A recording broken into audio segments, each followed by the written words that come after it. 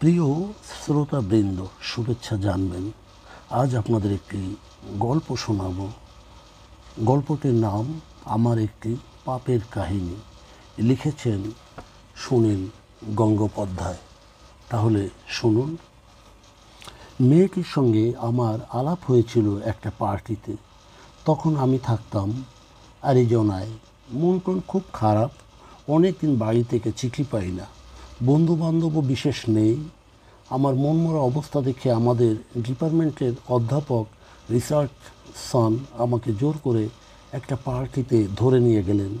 সেখানেও ভালো লাগছিল না, চুপচাপ একা বসেছিলাম। পার্টি চলল রাত 2টো পর্যন্ত। তারপর আস্তে আস্তে বাড়ি ফেরার পালা। প্রায় 50 জন নারী পুরুষ উপস্থিত। প্রায় প্রত্যেকের সঙ্গে একবার না একবার কথা বলা হয়ে গেছে। অনবরত ভদ্রতার হাসি হাসতে হাসতে চোয়াল ব্যথা হবার অবস্থা। মেয়েরা ছেলেরা টুইস্ট নেচে নেচে এখন ক্লান্ত। গেলাসের পর গেলাস শুধু বরফ মেশানো হুইস্কি খেয়ে আমার মাথাটা ভারী লাগছে। আবার বাড়ি ফেরার পালা।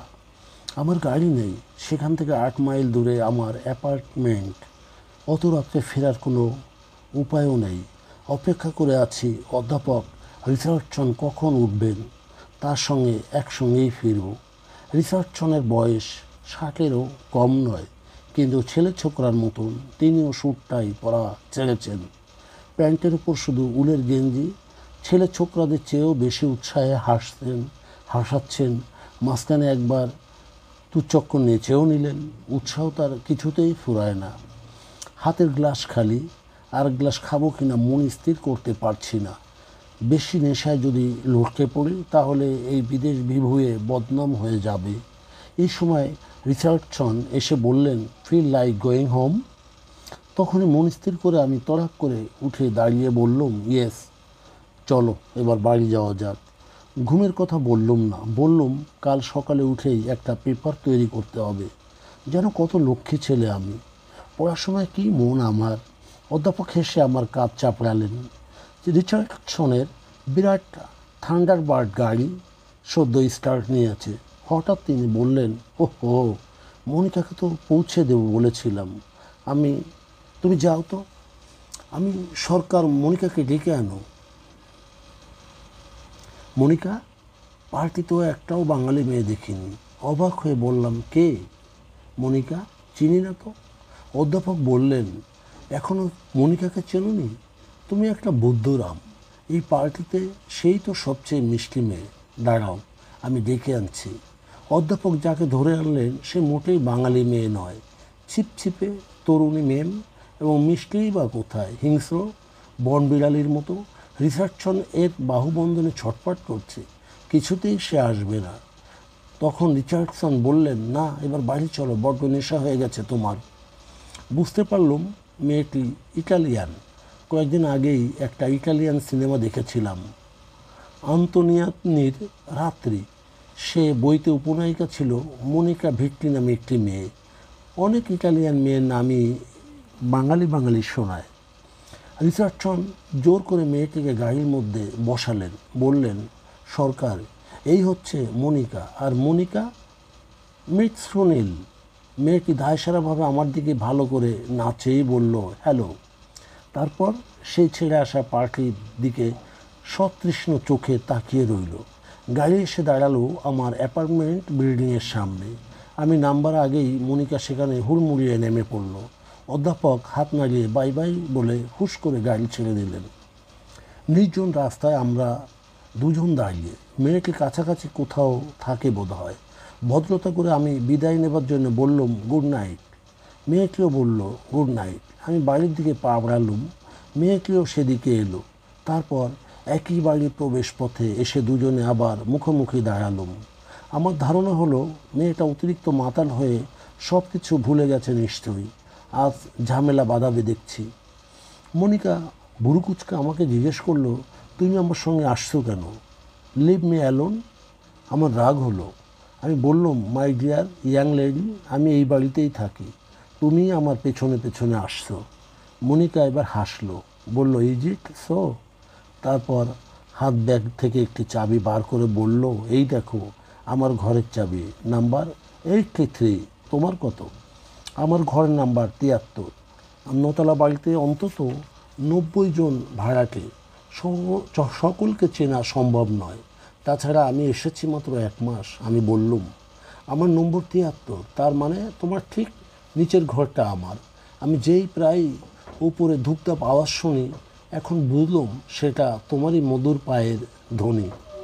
মনিকা এবার খিলখিল করে হেসে বলল, হ্যাঁ, আমি নাচ প্র্যাকটিস করি। তারপর হঠাৎ যেন খেয়াল হলো, জিজ্ঞেস করলো, এই তুমি কোন দেশের লোক? ইজিপ্ট? আমি মুচকি হেসে বললুম, না।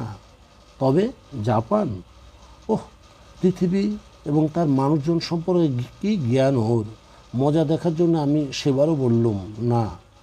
ও, বুঝতে পেরেছি, তুমি টার্কিশ। উহ, তবে তবে আফ্রিকান? না। এবারও হলো না। এই বলছো না কেন, তুমি কে? আমি একজন ইন্ডিয়ান।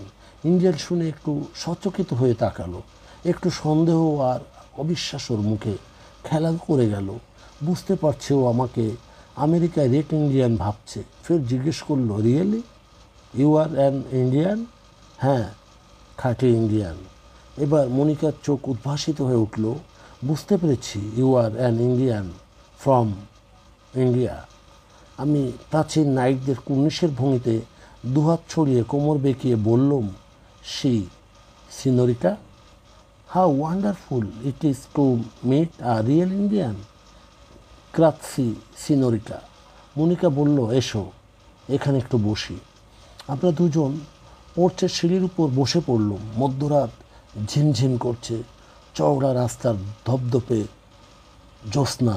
ওপারে একটা উইলো গাছের মাথার উপর দিয়ে হাওয়া বয়ে গেল। একটা করুণ শব্দ হয়। এগুলোকে এজন্য উইপিং উইলো বলে। আগস্ট মাস, এখন শীতের কোনো চিহ্নই নেই। মনিকা খুঁটিয়ে খুঁটিয়ে আমাকে আমার দেশের কথা জিজ্ঞেস করতে লাগলো। ইটালির অবস্থাপন্ন পরিবারের মেয়ে মনিকা আমেরিকায় পড়তে এসেছে। পড়াশোনার চেয়ে হই হুল্লোড়েই বেশি উৎসাহ। ভারতবর্ষ সম্পর্কে ও কিচ্ছুই জানে না, যাকে বলে কিচ্ছু না। এমনকি গান্ধীজির নামটাও ওর পেটে আসছে, মুখে আসছে না। কোথাও শুনেছে, মনে করতে পারছে না ঠিক। আমার ভারী মজা লাগলো। অথচ ইটালি সম্পর্কে আমরা অনেক খবর রাখি। গল্প করতে করতে রাত 3টে বাজলো। তখন উঠলুম। লিফটে কোনো চালক নেই, অটোমেটিক। বোতাম টিপে দুজনে দাঁড়িয়ে রইলুম। আমার 7 তলা আর ওর 8 তলা। আমাকে আগেই নামতে হবে। 7 তলাতে আসতেই আমি বললুম, গুড নাইট মনিকা। অভ্যাস মতন মনিকা গালটা এগিয়ে দিল। ওখানে বিদায় চুম্বন দেওয়ার কথা। ইচ্ছে ছিল ভদ্রতা সূচক একটা ঠোনা মারা চুমুই দেবো গালে, কিন্তু না। হঠাৎ মাথার ভেতর গোলমাল হয়ে গেল, যাকে বলে প্রগাঢ় চুম্বন। হঠাৎ তাই একখানা দিয়ে ফেললুম। তারপর বললুম, কাল দেখা হবে তো? পরের দিন রবিবার। সকাল থেকে বৃষ্টি পড়ছে। আমি পূর্ববঙ্গের ছেলে, বৃষ্টি পড়লেই মনটা একটু উদাস উদাস হয়ে যায়। নিজে রান্না করে খেতে হবে। এইসব বৃষ্টির দিনে আর রাখতে ইচ্ছে করে না একটুও। সকালে গুটি চারেক হটডগ সিদ্ধ করে নিয়েছিলাম, চায়ের সঙ্গে খাবার মতো। তাতে পেটে অনেকটা ভরে আছে। আজ আর দুপুরে রান্নার ঝামেলায় যাব না। না হয় 1 টিন চিকেন অনিয়ন স্যুপ গরম করে নেব। একটা চেয়ার টেনে পূব দিকের বড় জানলাটার পাশে হাতে বই নিয়ে বসলুম। রাস্তার উপরে একটা গ্যাস স্টেশন। দূরে দেখা যায় ক্যাপিটলের চূড়া। দুপুর 1টা নাগাদ দরজায় ধাক্কা। খুলতেই মনিকা এসে ঢুকলো। তখন ড্রেসিং গাউন পরা, চুল এলোমেলো, হাতে একটা চিঠি লেখার প্যাড আর কলম। খুব ব্যস্ত ভাব। সারা সকাল বোধহয় বিছানাতেই শুয়েছিল। এই কাণ্ড কোনো ইটালিয়ান মেয়ের পক্ষেই সম্ভব। ড্রেসিং গাউন পরে, কোনো সাজ পোশাক না করে একদিনে চেনা কোনো বন্ধুর ঘরে আর কোনো জাতের মেয়ে আসবে না। ব্যস্তভাবে মনিকা বলল, এই তোমার পুরো নামটার বানান কি? সানিল? সুনীল? তারপর কি যেন? আমি হাসতে হাসতে বললুম, কেন, আমার নাম দিয়ে কি হবে? এই দেখো না, মায়ের কাছে চিঠি লিখছি। গড় করে মনিকা ওই ইটালিয়ান ভাষায় কী যেন পড়ে গেল। এক বর্ণও বুঝলাম না। জিজ্ঞেস করলুম, এর মানে কি? ইংরেজিতে বলো। একটু হতচকিয়ে তাকে মনিকা ইংরেজি অনুবাদে বলল, মা, কাল রাত্রে আমার কি অভিজ্ঞতা হয়েছে তুমি ভাবতে পারো? তুমি কল্পনাই করতে পারবে না। একজন ভারতীয়, সত্যিকারের ভারতবর্ষের লোক, সেই সুদূর বে অফ বেঙ্গলের পাড়ে থেকে তার সঙ্গে পরিচয় হলো। শুধু তাই নয়, আমরা এক বাড়িতেই থাকি। ছেলেটি প্যান্ট শার্ট পরে, গায়ের রং জলপাই ফলের মতন, ইংরেজিতে কথা বলতে পারে, কথায় কথায় শুধু হাসে। আমি হো হো করে হাসতে লাগলুম। মনিকা বলল, এই হাসছো কেন? আমার ইংরেজি ট্রান্সলেশন খারাপ হচ্ছে? উত্তর দেব কি? আমি তখনও হাসছি। তারপর বললুম, আমিও আমার মাকে চিঠি লিখব। মা, মঙ্গল গ্রহের একটি মেয়ের সঙ্গে আমার আলাপ হয়েছে, যে দুপুর একটাতেও ড্রেসিং গাউন পরে থাকে। বিশ্বশুদ্ধ সবাই ইটালিয়ান ভাষা জানে না শুনে অবাক হয়। এই ভালো হবে না বলছি। আমার কাছে এসে মনিকা আমার মুখ চাপা দেয় হাত দিয়ে। আমি ওর হাত সরাবার জন্য ওকে কাতুকুতু দেওয়ার চেষ্টা করি। একটু বাদে মনিকা বলল, তুমি সত্যি ইটালিয়ান ভাষা জানো না? তাহলে তো মুশকিল, আমি বেশিক্ষণ ইংরেজিতে কথা বলতে পারি না। আমি বললাম, ইংরেজি সম্পর্কে আমারও সেই দশা। বেশ তো, মাঝে মাঝে তুমি ইটালিয়ান ভাষায় কথা বলবে, আমি বাংলায় বলবো, ঠিক বুঝে যাব। গুড। বাংলা? এই তুমি আমাকে বাংলা শেখাবে? নিশ্চয়ই। তখন একটা সেন্টেন্স শেখাও। আমি তক্ষুনি ওকে আমি তোমাকে ভালোবাসি বাক্যটি শিখিয়ে দিলুম। বাক্যটির মানে জেনে নিয়ে তখনই আমার সামনে হাঁটু গেড়ে বসে হাসতে হাসতে বলল, সুনীল, আমি তোমাকে ভালোবাসি। এবার তুমি ইটালিয়ান কোন কথাটা আগে শিখতে চাও বলো? আমি বললুম, আমি দু চারটে শব্দ জানি, তাছাড়া জানি 2 লাইন কবিতা। শুনবে? মনিকাকে চৌমুখিত করে আমি আবৃত্তি করলাম এবং দান্তের সেই দারুণ কবিতা। তার জীবনের পরম রমণী সম্পর্কে কবি যা বলেছিলেন, আজ থেকে আমার নতুন জীবন শুরু হলো। আমার চেয়েও শক্তিমান এই দেবতা আমাকে আচ্ছন্ন করলেন। মনিকা তো জানে না বাঙালি ছেলেরা কত চালু হয়। কাল রাত্রে ওর সঙ্গে পরিচয় হবার পর আজ সকালেই আমি খুঁজে ওই লাইন দুটো বার করে বাথরুমে বারবার পড়ে মুখস্থ করে রেখেছি। কিন্তু পরে বুঝেছিলাম আমার ভুল হয়েছিল। মনিকাকে মুগ্ধ করার জন্যে কোনো রকম চেষ্টা করার দরকার হয় না। মনিকা ডাগর চোখ মেলে সবিস্ময়ে অনেকক্ষণ আমার দিকে তাকিয়ে থেকে বলল, তুমি দান্তের কবিতা পড়েছ? তুমি বুঝি কবিতা পড়তে খুব ভালোবাসো? আমি আস্তে আস্তে বললুম, যে কবিতা পড়তে ভালোবাসে না, আমি তাকে সম্পূর্ণ মানুষই বলে মনে করি না। আজ থেকে তাহলে আমরা দুজন একসঙ্গে কবিতা পড়ব? সত্যি, মনিকাকে মুগ্ধ করার জন্য কোনো চেষ্টা করতে হয় না। সরল, নিষ্পাপ ও আত্মা যা কিছু নতুন কথা শুনে তাতেই সে অবাক হয়, বিস্ময় মানে। ভারতবর্ষ সম্পর্কে ও কিছুই জানতো না, তাই জানার নেশা ওকে পেয়ে বসে।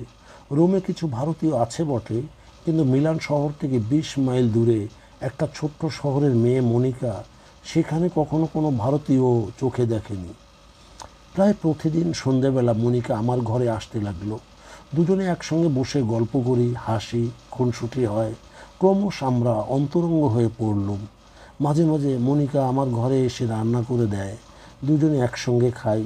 প্রথম প্রথম ভারতীয় রান্না সম্পর্কে ওর ভয় ছিল। আমি যখন ওকে বললুম, আমরা বাঙালিরা ম্যাকরোনি আর পিজা খাই না বটে, কিন্তু ভাত খাই, মসুর ডাল অর্থাৎ লেন্টিল স্যুপ, নানা রকম মাছ, তোমাদের প্রিয় ইল অর্থাৎ বান মাছও খাই, ফুলকপি, বাঁধাকপি এবং মাংসের কোনো রকম রান্নাতেই আপত্তি নেই। অর্থাৎ ইটালিয়ানদের সঙ্গে আমাদের খাওয়ার খুব একটা তফাৎ নেই। তখনও আশ্বস্ত হলো। কোমরে অ্যাপ্রন জড়িয়ে মনিকা যখন রান্নাঘরে গ্যাসের উনুনের সামনে দাঁড়াতো, তখন ভারী সুন্দর দেখাতো ওকে। এমনিতেও খুব রূপসী নয় মনিকা, একটু বেশি লম্বাটে, উচ্চতায় প্রায় আমার কাছাকাছি, কিন্তু ভারী ছটফটে। সহজ স্বাভাবিকতার মধ্যে যে সৌন্দর্য, মনিকা সেই ধরনের সুন্দরী। কোনো রকম আড়ষ্টতা নেই, কোনো পাপ নেই, অকপট সরল ওর ব্যবহার। ওর সাহচর্যে আমিও সৎ হয়ে উঠতে লাগলুম। মাঝে মাঝে ওকে এক একটি কথা বলে ফেলি এবং সে বিপদে পড়ে। একদিন ঠাট্টা করে ওকে বললুম, জানিস, আমাদের নিমতলা শ্মশানঘাটে একটা পাগলি দেখেছিলুম, তোকে দেখলে আমার তার কথা মনে পড়ে। এর অর্থ এরপরেই বিপদ। বোঝাও ওকে। প্রথমে বোঝাতে হবে নিমতলা কোথায়, বোঝাতে হবে তারপর শ্মশান কী জিনিস, সেখানে মানুষ কিভাবে পোড়ায় কেন। আমাদের দেশের সব পাগলিরাই রাস্তাঘাটে খোলা অবস্থায় ঘুরে বেড়ায় কি না, তারা বৃষ্টির সময় কোথায় শোয়, কী খায়, বেশিক্ষণ ইংরেজি বলতে গেলেই আমার দম আটকে আসে। এসব বোঝাতে তো প্রাণন্ত। একদিন কথায় ওকে শরৎচন্দ্রের একটা গল্প শোনাতে গিয়ে বলেছিলাম, জানিসু আমাদের দেশের মেয়েরা এমন, স্বামী অফিস থেকে ফিরলে বউরা অমনি তার জুতোর ফিতে খুলে দেয়, পাখার হাওয়া করে। মনিকা শুনে বলল, হাউ নাইস অ্যান্ড সুইট। পরদিন আমি বিশ্ববিদ্যালয় থেকে ফিরেছি। মনিকা আগে থেকে আমার ঘরে বসেছিল। আমি ঢুকতেই হাঁটু গেড়ে আমার সামনে বসে বুট জুতোর ফিতে খুলতে লাগলো এবং মাথার ঝাঁকা চুল দুলিয়ে বলল, এইরকমভাবে বসে তোমার দেশের মেয়েরা? নানা কারণে সেই সময়টা আমেরিকা আমার ভালো লাগছিল না। সব সময় পালাই পালাই মন। এখানে কোনো অভাব নেই, অফুরন্ত মদ, প্রচুর মেয়েদের সাহচর্য, অর্থের চিন্তা নেই, কাজকর্ম বিশেষ নেই। তবু ভালো লাগছিল না। তবু কলকাতায় ভিড়ে, ট্রাম, বাস, রাস্তা, কাদা, চায়ের দোকান, বন্ধুবান্ধবের জন্য আমার মন কেমন কেমন করে। একমাত্র মনিকার জন্যে কিছুটা ভালো লাগছিল। মনিকার সঙ্গে খুনসুটি করতে করতে কীরকমভাবে যেন সময় কেটে যেত অজান্তে। একদিন একটা পার্টিতে আমি আর মনিকা দুজনেই গেছি। খুব হইচই আর হুল্লোড়ের পার্টি।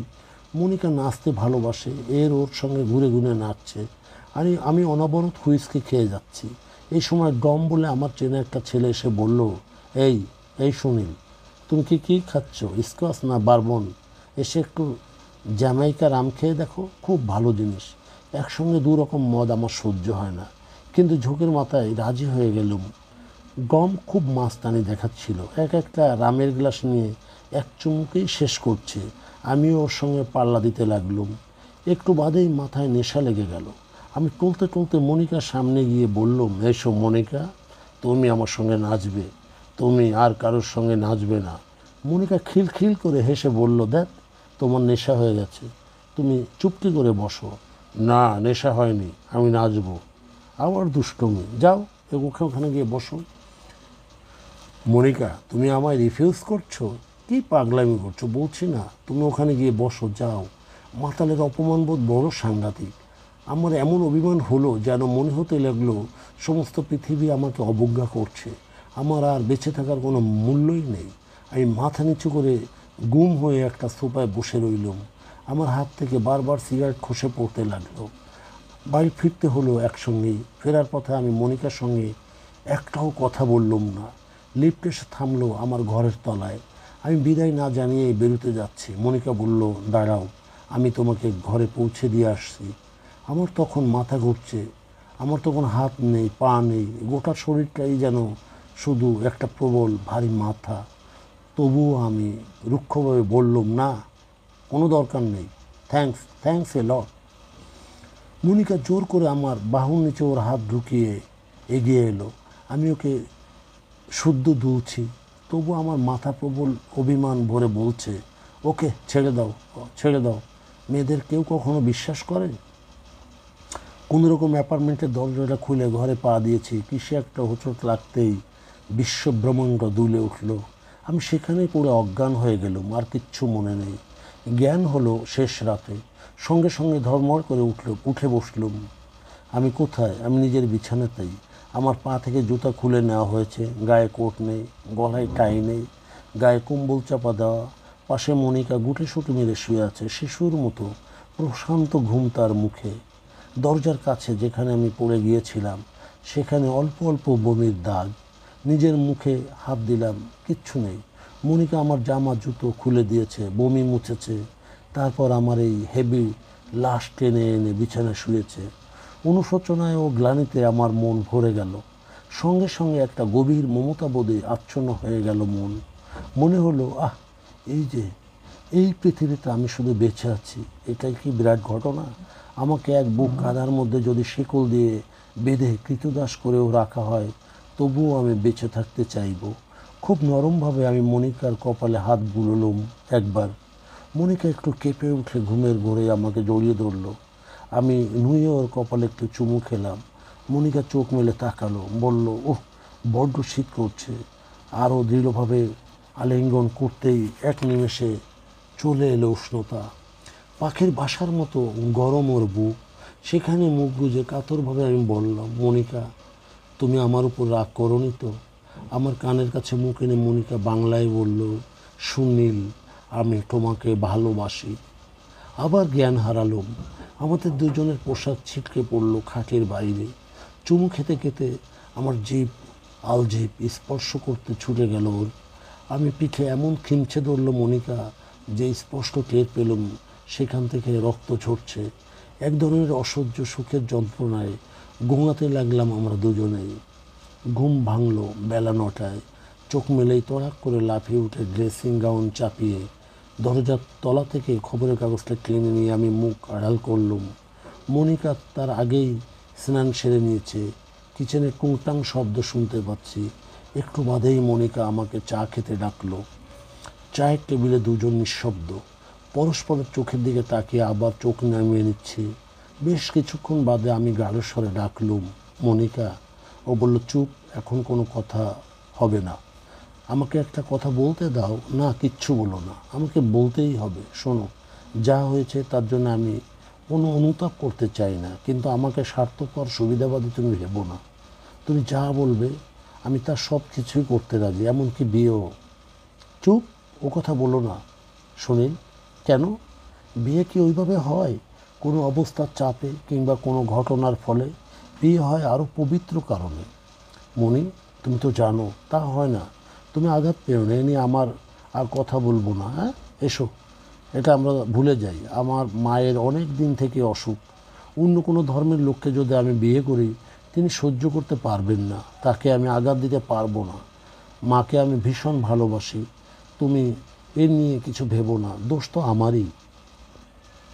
রবিবার দিন ভোরবেলা মনিকা গির্জায় চলে গেল। ইটালিয়ানরা গোড়া ক্যাথলিক। মনিকাদের পরিবারের ধর্মবিশ্বাস খুবই প্রবল। গির্জার প্রধান পাদ্রীর কাছে মনিকা তার পাপের কনফেশন দিয়ে এলো এবং 1 মাস মদ সিগারেট ছোবে না এবং মাছ ছাড়া আর কোনো আমিষ খাবে না ঠিক করলো। কিন্তু সেদিন রাত্রিবেলা পাশাপাশি বসে ভেরলাইনের কবিতা পড়তে পড়তে আমি অন্যমনস্কভাবে মনিকার কাঁধে হাত রেখেছি। মনিকা সঙ্গে সঙ্গে আমার দিকে ফিরে তীব্র দৃষ্টিতে তাকালো। ঠোঁট দুটো কাঁপছে। অস্ফুটভাবে বলল, আমি আর পারছি না, আমি পারছি না, তুমি আমায় ভালোবাসো প্লিজ। মনিকা আমার বুকের উপর এসে ঝাঁপিয়ে পড়ল। ঈশ্বর বিশ্বাসের চেয়েও তীব্রতর কোনো শক্তিতে ওর শক্তি ফুঁসছে। আমি ঈশ্বর মানি না, ন্যায় অন্যায়ের কোনো ঐশী সীমারেখা আমি জানি না। আমার মনে হয়েছিল জীবনের সেই মুহূর্তেই আনন্দ থেকে বঞ্চিত হবার কোনো যুক্তি নেই। আমি মনিকাকে আলিঙ্গন করে ওর কোমরের কাছে হাত নিতেই তীব্র আবেগে মনিকা আমার বুক কামড়ে বসিয়ে দিল। তারপর দিনগুলো কাটতে লাগলো হু হু করে। দুজনের মধ্যে ডুবে রইলাম। সেই সময়টা আমার লেখাপড়াও ডকে উঠে গিয়েছিল। স্থানীয় ভারতীয় ছেলেরাও আমাকে বয়কট করেছিল দুশ্চরিত্র বলে। কিন্তু মনিকার মধ্যে আমি এমন একটা জিনিস পেয়েছিলাম, আমি কদাচিৎ বাইরে বেরোই, অন্য লোকের সঙ্গে দেখাই করি না। মনিকা বাইরের দরকারি কাজগুলো দ্রুত সেরেই আমার ঘরে চলে আসে। আগেও আরও অনেক ওর বন্ধু ছিল, এখন আর কারোর সঙ্গে সে দেখা করে না। আমরা দুজনেই যেন শৈশবে ফিরে গিয়েছিলাম, যেখানে কোনো অভাববোধ নেই, প্রয়োজনের কোনো গুরুভার নেই। মাসখানেক বাদে এই আচ্ছন্ন অবস্থা কাটিয়ে উঠতেই হলো। 15 দিন পরে মনিকার পরীক্ষা। আগের সেমিস্টারের পরীক্ষাও দেয়নি। এবারও পরীক্ষা না দিলে ওর ভিসার মেয়াদ আর বাড়াতে অসুবিধা হবে। আমার তখন পরীক্ষার কোনো বালাই নেই। তবুও আমি মনিকাকে পড়াশুনো করার জন্য জোর করলুম। মনিকা আমার ঘরে বসেই বইপত্র ছড়িয়ে পড়াশুনো করে। আমি ওকে ছুঁইও না, দূর থেকে ওকে দেখি। আমিও এই পর্যন্ত কোনো পাপ করিনি। একটা মেয়ের সঙ্গে আমার শারীরিক সম্পর্ক হয়েছিল, বিয়ে না করেও একসঙ্গে থাকতাম, এটাকে আমি পাপ মনে করিনি। আমার পাপের কাহিনী এর পর থেকেই শুরু। একদিন আমি স্নান করছি, বাথরুমের দরজা ধাক্কা দিয়ে মনিকা বলল, সুনীল, শিগগিরই খোলো, একটা জরুরি কথা আছে, শিগগির। ওর গলার আওয়াজ শুনে ভয় পেয়ে আমি তাড়াতাড়ি তোয়ালে জড়িয়ে বেরিয়ে পড়লুম। মনিকার মুখে ফ্যাকাশে, হাতে একটা ওভারসিজ টেলিগ্রাম। পড়লাম, ওর বাবা পাঠিয়েছে, ওর মায়ের খুব অসুখ। মনিকা কাঁপতে কাঁপতে বলল, বুঝতে পারছি না মা এখনও বেঁচে আছেন কি না।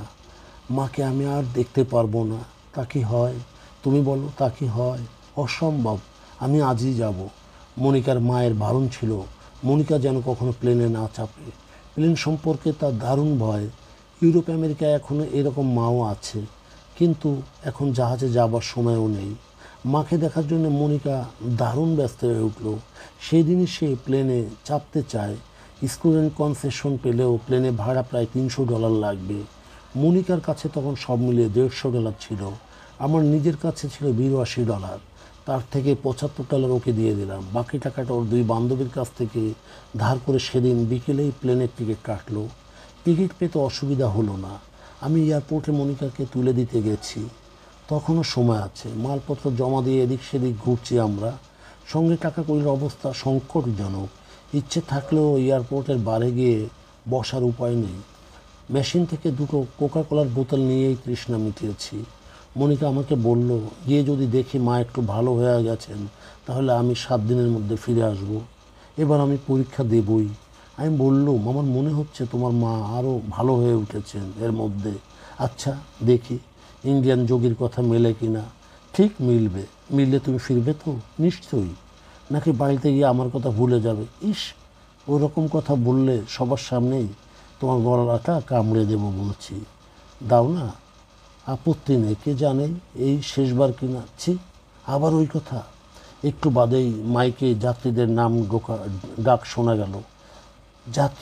যাত্রীরা একে একে লাইনে দাঁড়াচ্ছে। পাশের এক কাউন্টারে ইন্স্যুরেন্স করা হচ্ছে। প্লেনের সাধারণ ইন্স্যুরেন্স ছাড়া এখানে যাত্রীদের অতিরিক্ত ইন্স্যুরেন্স করাতে পারে। খুব সস্তা, $1 $15,000। মনিকা বলল, একটা ইন্স্যুরেন্স নেব নাকি? কখনো করাইনি আমি, করাবো? আমি বললাম, কী হবে, শুধু শুধু টাকা নষ্ট। আরে মোটে তো $1 সুনীল। $1 এখন আমাদের কাছেও যথেষ্ট দামি। তা হোক, আমি একটা করবই। ও সে কাউন্টারে গিয়ে একটা ফর্ম চাইলো। ফর্মের এক জায়গায় নমিনির নাম লিখতে হয়। দুর্ঘটনা হলে টাকাটা যে পাবে। মনিকা ঝকঝকে হাসি মুখে বলল, এখানে তোমার নামটা বসাই। টাকা জমা দিয়ে ফর্মের একটা কপিও আমার হাতে দিয়ে বলল, এই নাও, সাবধানে রেখো। আমি মরলে তুমি বড়লোক হয়ে যাবে। আমি তখনও বিরক্ত হয়ে ওকে বলছি, তুমি শুধু শুধু $1 বাজি খরচ করলে, যত সব পাগলামি। এবার যাত্রীদের প্লেনে উঠতে হবে। মনিকা দাঁড়িয়ে লাইনে সবার শেষে। আমি ওর পাশে পাশে গল্প করতে করতে এগোচ্ছি। গেটের ওপাশে আর আমাকে যেতে দেবে না। গেট পেরিয়ে চলে গেল মনিকা। আমি ওকে রুমাল উড়িয়ে বিদায় দিলাম। হঠাৎ ও আবার এক ছুটে ফিরে এলো। ওই একগাদা লোকের মধ্যে আমাকে ভীষণ অপ্রস্তুত করে আমার ঠোঁটে একটা দ্রুত চুমু দিয়ে বলল, তুমি কিছু ভেবো না, আমি আবার 7 দিনের মধ্যেই ফিরে আসবো। লক্ষ্মী ছেলে হয়ে থেকো এই কটা দিন। টিপ টিপ করে বৃষ্টি পড়ছে। ইস, আজকে দিনে বৃষ্টি না পড়লেই ভালো হতো। বৃষ্টির সময় একটা পাতলা কুয়াশা, সব কিছু অস্পষ্ট হয়ে যায়।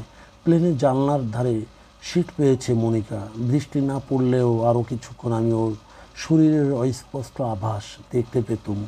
কাচের ভেতর দিয়েও আমাকে দেখতে পেত স্পষ্ট। দারুণ তৃষ্ণার্ত মানুষের মতো মনিকাকে আরও একটু দেখার জন্য ছটফট করছিলাম। ইচ্ছে হচ্ছিল সব বাধা ভেঙে ছুটে গিয়ে প্লেনের মধ্যে উঠে আরেকবার দেখে আসি। মায়ের অসুখ না সারলে আবার কবে ফিরবে মনিকা তার ঠিক কী। ততদিন আমি থাকবো কিনা জানি না। মনে মনে প্রতিজ্ঞা করলো, মনিকা যদি ফিরতে না পারে, যেমন করেই হোক 2-1 মাসের মধ্যে আমি ইটালিতে চলে যাব। প্লেন ছাড়ার আগেই বৃষ্টি প্রবল হয়ে এলো। সঙ্গে সঙ্গে উঠল ঝড়। এখানে ঝড় সহজে আসে না, কিন্তু যখন আসে তখন সে বড় দুর্দান্ত। তবু সেই ঝড় বৃষ্টির মধ্যেই প্লেন উড়ল। রানওয়ে দিয়ে ছুটে গিয়ে হঠাৎ ভেসে উঠল হাওয়ায়। চক্র করে ঘুরতে লাগলো একটুক্ষণ। আমি সেই দিকে আকুল হয়ে তাকিয়ে রইলুম। আমার বুকের মধ্যে গুড় করতে লাগলো। ইস, আজকে এমন ঝড় বৃষ্টির জন্যে আরও মন খারাপ লাগবে। যদি কোনো দুর্ঘটনা হয়। না না, কোনো দুর্ঘটনা হবে না। এসব বোয়িং বিমান কয়েক মিনিটের মধ্যেই 25-30 হাজার ফুট উঁচুতে উঠে যাবে, যেখানে ঝড় বৃষ্টির কোনো চিহ্ন নেই। দুর্ঘটনা? হঠাৎ অন্য ধরনের একটা অনুভূতি আমার শরীরে শিহরণ খেলিয়ে গেল। মনিকার বিমান সদ্য দৃষ্টি থেকে মিলিয়ে গেছে। আমি তখনও আকাশের দিকে চেয়ে আছি, আমার হাতে সেই ইন্স্যুরেন্সের কাগজ। হঠাৎ আমার মনে হলো, দুর্ঘটনায় যদি বিমানটা ভেঙে পড়ে, তাহলে সঙ্গে সঙ্গে আমি $15,000 অর্থাৎ $1,12,000 টাকার মালিক হয়ে যাব। $1,12,000 টাকা! আমার মুখখানা ফ্যাকাশে বিবর্ণ হয়ে গেল। বুকের মধ্যে একটা তীব্র ব্যথা বোধ করলুম। ছি ছি, এ আমি কী ভাবছি? মনিকা, তাকে আমি এত ভালোবাসি, আমি তার মৃত্যু কামনা করছি। এমন সরল সুন্দর মনিকা কত শ্বেতাঙ্গ প্রেমিককে উপেক্ষা করে আমার মতন একটা সাধারণ ভারতীয়কে সে অমন সর্বস্ব দিয়ে ভালোবেসেছে আমার সুখের জন্যে, তৃপ্তির জন্যে। ও করেনি এমন কাজ নেই, আর আমি তার মৃত্যু চাইছি। কিন্তু বুকের ভেতর থেকে আমার দ্বিতীয় আত্মা বলতে লাগলো, না না, তুমি তার মৃত্যু চাইছো না। বিমান দুর্ঘটনার ব্যাপারে তো কারো হাত নেই, তোমার ইচ্ছায় অনিচ্ছার উপরও কিছু নির্ভর করে না। কিন্তু ধরো যদি ঝড় বৃষ্টিতে বিমানটা ভেঙেই পড়ে, তুমি তো তার আটকাতে পারছো না, তাহলে সঙ্গে সঙ্গে তুমি পেয়ে যাবে 1,12,000 টাকা। 1,12,000 টাকা কতখানি তা বুঝতে পারছো? বৃষ্টিতে ভিজতে ভিজতে বাড়ি ফিরে এলাম। সারা ঘরে মনিকার স্মৃতি। মনিকার চটি জুতো জোড়া আমার ঘরেই ফেলে গেছে। প্রায় রাত্রে চুপি চুপি আমার ঘরে নেমে এসেও আমার বিছানা শুতো। ওর কোমল মুখের স্পর্শ ছড়ানো রয়েছে, ওর বই খাতা চিরুনি নাইলনের মোজা। মনিকাকে ফিরে পাওয়ার জন্য আমার বুক মুছড়ে মুছড়ে উঠতে লাগলো। আগেও 2-4 মেয়ের সঙ্গে আমার বন্ধুত্ব হয়েছে এদেশে, কিন্তু মনিকার মতন এমন কারোর প্রতি নিবিড় আকর্ষণ বোধ করিনি। দেয়ালে লাগানো বিশাল আয়না, এই আয়নার সামনে একদিন মনিকাকে দাঁড় করিয়েছিলাম। একে একে খুলে ফেলেছিল মোর সব পোশাক। মনিকা আপত্তি করেনি, মুখ টিপে টিপে হাসছিল। ওর লিলি ফুলের মতো নরম গাল দুটিতে আমি আলতোভাবে চুমু খেয়েছিলাম। ওর ঠোঁটে জিভ ঠেকিয়ে সুরসুরিয়ে দিয়েছিলাম। পুকুর ঘাটে বাংলাদেশের মেয়েরা জল আনতে গিয়ে কলসির গলা জড়িয়ে ধরে যেরকম আনন্দ পায়, আমি সেই রকম শান্তিময় আনন্দ পেয়েছিলাম ওর সরু কোমর জড়িয়ে। ফর্সা উরু দুটিতে স্বর্গের সুষমা। দুই বুকে সন্ধিক্ষণে মুখ গুজে বলেছিলাম, মনিকা তুমি দেবীর মতন, তুমি সত্যিই দেবী, আমি তোমায় ভালোবাসি, তুমি আমায় ছেড়ে যেও না। মনে হয় মনিকা যেন এখনও সেই আয়নার সামনে দাঁড়িয়ে আছে, সেই রকমভাবেই আমার দিকে চেয়ে হাসছে। চেয়ারে কতক্ষণ গুম হয়ে বসেছিলাম মনে নেই। হঠাৎ খেয়াল হলো আমি সেই ইন্স্যুরেন্সের কাগজখানায় বারবার পড়ছি। পড়ে দেখছি যদি কোনো দুর্ঘটনা ঘটে টাকাটা আমি পাবো কি না, আইনগত কোনো অসুবিধা হবে কি না। কোনো অসুবিধে নেই, সে নিজের হাতে প্রাপক হিসেবে আমার নাম ঠিকানা লিখে নিচে সই করে গেছে। মৃত্যু প্রমাণিত হলেই কোম্পানি বাড়ি বয়ে এসে আমাকে টাকাটা দিয়ে যেতে বাধ্য। 1,12,000 টাকা। কি নীচ শয়তান পাষণ্ড আমি! সামান্য টাকার জন্য আমি মনিকার মৃত্যু চাইছি। স্বর্গদুর্লভ ভালোবাসার সাথ দিয়েছে মনিকা, আর আমি চেয়ারটা ঠেলে উঠে দাঁড়িয়ে আয়নায় কাছে চলে এলাম। আয়নার গায়ে মুখ লাগিয়ে ব্যাকুলভাবে বললাম, না না না মনি, আমার সোনা, আমার দেবী, আমি তোমাকে ভালোবাসি, শুধু তোমাকেই। পৃথিবীর বিনিময়ে আমি তোমার মৃত্যু চাই না, না, আমি শুধু তোমাকেই চাই। প্রচণ্ড রাগে ইন্স্যুরেন্সের কাগজটা আমি জানালা দিয়ে ছুঁড়ে ফেলে দিলুম। সঙ্গে সঙ্গে মনে হলো যদি একটা কিছু ঘটে যায় তাহলে টাকাটা শুধু শুধু নষ্ট করার কোনো মানে হয় না। 1,12,000 টাকা আমি না নিলে ওটা আর কেউ পাবে না। তৎক্ষণাৎ ছুটে বেরিয়ে গেলাম লিফটের জন্যে। অপেক্ষা না করে 7তলা সিঁড়ি দিয়ে হুড়মুড় করে নেমে গেলাম রাস্তায়। কাগজটা তখনও পড়ে আছে, একটু জল লেগেছে, কিন্তু তাতে বিশেষ কিছু ক্ষতি হবে না। নিজেকে সত্যিকারের পাপী মনে হয়েছিল আমার। আমি ভারতীয়, আমি বিকিরির জাতের লোক। হঠাৎ টাকা পাওয়ার লোভ কিছুতেই মাথা থেকে তাড়াতে পারি না। আমাদের চোখে এখন টাকার তুলনায় প্রেম, মমতা, কৃতজ্ঞতা এসবই তুচ্ছ। 1,12,000 টাকা পেলে আমি এই পোড়ার দেশে আর একদিনও থাকবো না। প্রবাসের রুক্ষ জীবন কে চায়? 1,12,000 টাকা পেলে তখনই আমি দেশের টিকিট কাটবো, প্লেনের না জাহাজের। ফিরে গিয়ে কলকাতাতেও থাকবো না, চলে যাব ফ্রেজারগঞ্জে, সেখানে একটা ছোট্ট বাড়ি বানাবো। আমার অনেক দিনের শখ। আর কারোর দাসত্ব করতে হবে না, কারোর কাছে মাথা নোয়াতে হবে না। সেখানে জমি কিনে আমি নোনা মাটিতে ফসল ফলাবো, সমুদ্রে মাছ ধরবো, জল কাদার মধ্যে পরিশ্রম করব। আমি জেলে ডিঙি নিয়ে সমুদ্রে মাছ ধরতে চলে যাব, ঝড় বাদল তুচ্ছ করে। এইসব পরিকল্পনা করতে করতে ভয়ে কেঁপে উঠেছিলাম আমি। হঠাৎ মনে হলো আমি মনিকার মৃতদেহের উপর দাঁড়িয়ে আনন্দে খলখল করে হাসছি। সেদিনের সন্ধেবেলা আমার বন্ধু ডম আমাকে ডাকতে এলো। বলল, এই সুনীল, চলো, আজ আমাদের একটা সোয়েল পার্টি আছে, মনিকা কোথায়? নেই। তাই তোমাকে এমন মনমরা দেখছি। চলো চলো, তুমি একাই চলো। জোর করে ধরে নিয়ে গেল আমাকে। গোপন নিষিদ্ধ পার্টি। ও পার্টিতে সামাজিক ভদ্রতা নেই, মদ নেই, খাবারও নেই, শুধু মেরুয়ানা মানে গাঁজা আর এলএসডির পার্টি। পুলিশ জানতে পারলে যে কোনো মুহূর্তে এসে ধরে নিয়ে যাবে। 7টা ছেলে আর 9টা মেয়ে। মেয়েগুলোরই উন্মুক্ততা বেশি। ডন প্রস্তাব করল, আজ সুনীল আমাদের ইয়োগা শেখাবে। আমি যতই বলি যে আমি যোগ, তন্ত্র মন্ত্র এসব কিচ্ছু জানি না, বিশ্বাসও করি না, ওরা কিছুতেই শুনবে না। শেষ পর্যন্ত আমি ওদের পদ্মাসনে অং তং সং জপ করা শেখাবার চেষ্টা করলাম। মাটিতে বসা অভ্যাস ওদের নেই। পা মুড়ে তো বসতেই জানে না, বসতে গেলে উল্টে পড়ে যায়। ঘরময় ছেলে মেয়েদের গড়াগড়ি, সে একখানা দৃশ্য বটে। মনের মধ্যে আমার দারুণ অস্বস্তি সবসময়। তাই আমি ওদের হইচইতে ঠিক যোগ দিতে পারছিলাম না সেদিন। মন অতি অস্থির থাকলে এলএসডি খাওয়া উচিত নয় বলে আমি এড়িয়ে গেলাম। পাইপে খানিকটা মেরুয়ানা ভরে টানতে লাগলাম। তবুও মনের অস্বস্তি কাটে না। পকেটে মাত্র $7 আছে। সপ্তাহ না ফুরলে আর টাকা পাবার আশাও নেই। এই সপ্তাহটা এই দিয়ে কোনো রকম টেনে টুনে চলতে হবে। তখন কলকাতায় আমাদের বাড়ির সংসার খরচও আমাকে এখান থেকে চালাতে হয়। আমার নিজেরও রোজগার তখন বেশি নয়। সেদিন বিকেলেই বাবা চিঠি পেয়েছি, আমার জ্যাঠতুতো ভাইয়ের গুরুতর অসুখ, স্পেশালিস্টকে দেখাতে হবে, বাড়ি ভাড়া 3 মাস বাকি, অর্থাৎ আরও টাকা পাঠাতে হবে। নেশার যুগে অনেকেরই অবস্থা বেসামাল। ঘরের আলোটা নিভিয়ে দিয়ে ডম শুধু টেবিল ল্যাম্পটা জেলে রেখেছে। দরজা জানলা সব বন্ধ। দোহায় গুমোট আবহাওয়া, তার মধ্যে অতগুলি সুগঠিত স্বাস্থ্যবান প্রায় নগ্ন নারী পুরুষ, এক অকল্পনীয় বিস্ময়কর দৃশ্য। 2-4 জন পরস্পরকে জড়িয়ে শুয়ে পড়েছে মেঝেতে। অনেকেই কিন্তু মুখোমুখি বসে নিস্পৃহের মতো গল্প করে যাচ্ছে। আমি ছিলাম জানালার কাছে।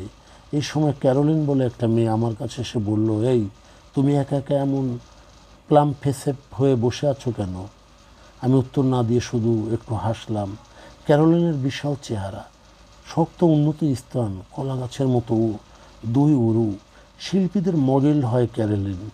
কথা নেই বার্তা নেই, ক্যারোলিন আমার কোলের উপর বসে পড়ে গলা জড়িয়ে ধরে বলল, হ্যালো সুইটি। কী যেন হলো আমার। রূঢ়ভাবে ধাক্কা দিয়ে আমি ক্যারোলিনকে নামিয়ে দিলাম। সেই মুহূর্তে আমি বুঝতে পারলাম, মনিকা ছাড়া আর কোনো মেয়েকে আমি চাই না। অন্য কোনো মেয়েকে ছোঁয়া আমার পক্ষে সম্ভব নয়। মনিকার জন্য আমার শিরায় শিরায় ব্যাকুলতা জেগে উঠল। আর ক্যারোলিনের প্রতি এলো ঘৃণা। ক্যারোলিন অবাক হয়ে বলল, হেই, ইউ আর ক্রস। কী হয়েছে তোমার? আমি বললাম, মাফ করো, আমার ভালো লাগছে না, আই আউট টু নাইট। তখনই আমি আমার কোট পরে নিলাম এবং সকলের অনুরোধ মিনতি উপেক্ষা করে বাইরে চলে এলাম। বাইরের মুক্ত হাওয়ায় সুস্থভাবে নিঃশ্বাস নিয়ে মনে হলো মনিকাকে যেন আমি আবার ফিরে পেয়েছি। পরদিন সকালে রেডিওতে খবর বলা শেষ করার আগে সংক্ষিপ্ত জানালো, সুইজারল্যান্ড আর ইতালির সীমান্তে একখানা বিমান ধ্বংস হয়েছে। যাত্রীদের কাউকে উদ্ধার করা যায়নি। বুকের মধ্যে ধক করে উঠে যেন দম আটকে গেল আমার। রান্নাঘর থেকে রেডিওর কাছে ছুটে এলাম। খবর সেখানে শেষ হয়ে গেছে। কাঁটা ঘুরিয়ে আমি অন্য স্টেশন ধরার চেষ্টা করলাম। কোথাও আর তখন খবর নেই। হারামজাদারা, ওই রকম সাংঘাতিক খবর অত সংক্ষেপে বলার কোনো মানে হয়? কোন কোম্পানির প্লেন, কোত্থেকে আসছিল, যাত্রীদের নামের তালিকা, অসহ্য অসহ্য। সেই বিকেলবেলা খবরের কাগজ বেরোবে, তাতে যদি থাকে আলিটোলিয়া বিমান কোম্পানির অফিসে ফোন করব। মনিকার পুরনো মনিকা আলিঙ্গটি ইন্স্যুরেন্সের কাগজটা গড়ে রেখেছিলাম, ঠিক আছে তো? অন্য বিমানও হতে পারে অবশ্যই, কিন্তু কাগজটাকে সাবধানে 1,12,000 টাকা, প্রায় উন্মাদের মতো ছটফট করছিলাম আমি। এক সময় সম্বিত ফিরে এলো। নিজের প্রতি দারুণ ঘৃণার বিমর্ষ হয়ে পড়লুম। মনিকা বেঁচে আছে কিনা সে কথা আমি জানতে চাইছি না। আমি জানতে চাইছি মনিকা মরে গেছে কিনা। মনিকা যদি সত্যি সত্যিই মরে, তবে আমি তারই হত্যাকারী। আমি তো ওর নিরাপদে পৌঁছবার কথা একেবারেও ভাবিনি, শুধু ওর মৃত্যুর কথাই ভেবেছি। ঠিক করলুম আর রেডিও খুলব না, আর খবরের কাগজ পড়ব না। আমি কিছু জানতে চাই না। আমার পাপের প্রায়শ্চিত্ত করতে হবে। তারপরের কয়েকটা দিন যেন নিরুত্তর নিরন্তর মানসিক যন্ত্রণায় কাটিয়েছি, তা বর্ণনা করার ভাষা আমার জানা নেই। মুহূর্তে মুহূর্তে মনিকার মুখ মনে পড়ায় আমার বুকের মধ্যে হু হু করে উঠছে। আবার প্রতি মুহূর্তে আমি দরজার কাছে একটা ভারী জুতো পরা পায়ের আওয়াজের প্রতীক্ষা করছি। পিয়নের পায়ের আওয়াজ টেলিগ্রাম নিয়ে আসবে, সেই টেলিগ্রামে থাকবে আমার 1,12,000 টাকা পাওয়ার খবর। 6 দিনের মধ্যেই মনিকার কোনো চিঠি এলো না। ঠিক 7 দিনের মাথায় আমার দরজায় কে যেন বেল টিপল। টেলিগ্রাম পিয়ন ভেবে আমি দৌড়ে দরজা খুলে দিতেই দেখলাম মনিকা দাঁড়িয়ে আছে। সত্যি না স্বপ্ন? একটা নীল রঙের রেইনকোট পরা, তার থেকে চুয়ে চুয়ে জল পড়ছে। হাতে দুটো চামড়ার ব্যাগ, রক্তিম ঠোঁট ফাঁক করে ঝকঝকে দাঁতে আলো করে হাসলো মনিকা। আমি কঠোর পুরুষ, জীবনে অনেক দুঃখ কষ্ট সহ্য করেছি, অনেক নিষ্ঠুর নির্দয় ব্যবহারও দিয়েছি। কখনো আমার চোখে জল আসেনি, কিন্তু সেদিন আমার চোখ জ্বালা করে উঠল। শেষ পর্যন্ত কাঁদিনি, কিন্তু ওই চোখের জল আসার ইঙ্গিতে আমি বুঝতে পারলাম আমার পাপের অবসান হয়েছে। আমি আর লোভী নই, আমি আর কিছু চাই না, শুধু মনিকাকেই চাই। আমি দুহাত বাড়িয়ে ডাকলাম, মনি, সত্যিই তুমি?